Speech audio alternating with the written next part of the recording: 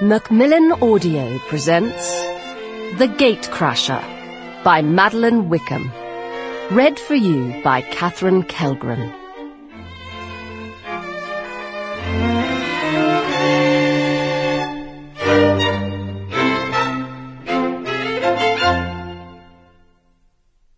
Chapter 1.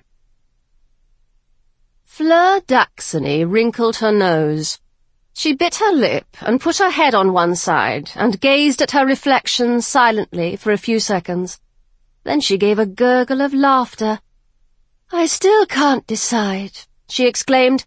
"They're all fabulous." The saleswoman from Take Hat exchanged weary glances with the nervous young hairdresser sitting on a gilt stool in the corner.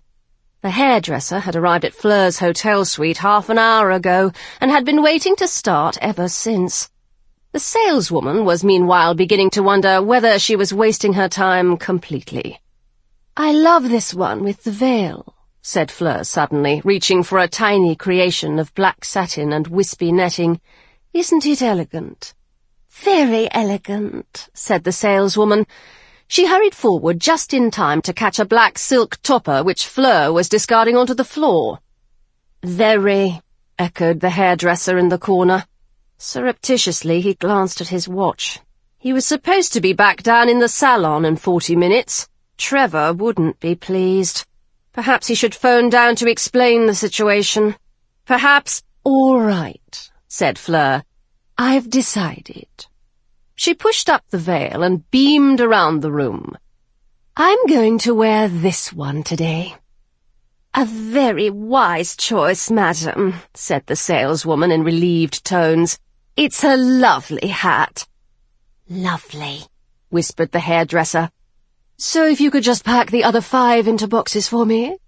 Fleur smiled mysteriously at her reflection and pulled the dark silk gauze down over her face again. The woman from Take Hat gaped at her. "You're going to buy them all?" "Of course I am. I simply can't choose between them. They're all too perfect." Fleur turned to the hairdresser. "Now, my sweet, can you come up with something special for my hair which will go under this hat?" The young man stared back at her and felt a dark pink colour begin to rise up his neck. "Oh, yes, I should think so. But Fleur had already turned away. "If you could just put it all onto my hotel bill," she was saying to the saleswoman. "That's all right, isn't it?" "Perfectly all right, madam," said the saleswoman eagerly. "As a guest of the hotel, you're entitled to a 15% concession on all our prices." "Whatever," said Fleur.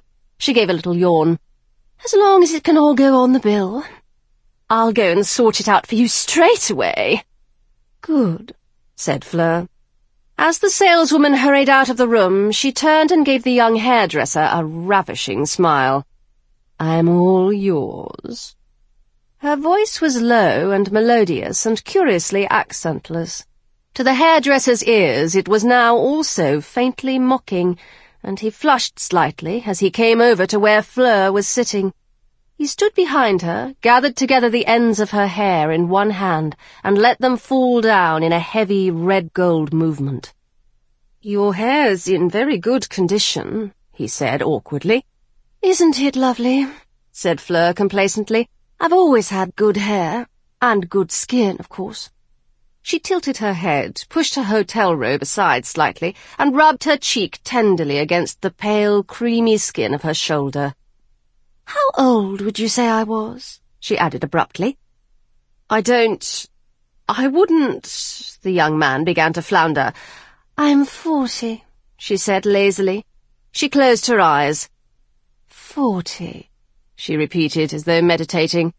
"It makes you think, doesn't it?" "You don't look," began the hairdresser in awkward politeness. Fleur opened one glinting pussycat green eye. "I don't look 40? How old do I look, then?" The hairdresser stared back at her uncomfortably. He opened his mouth to speak, then closed it again. The truth— Sample complete. Ready to continue?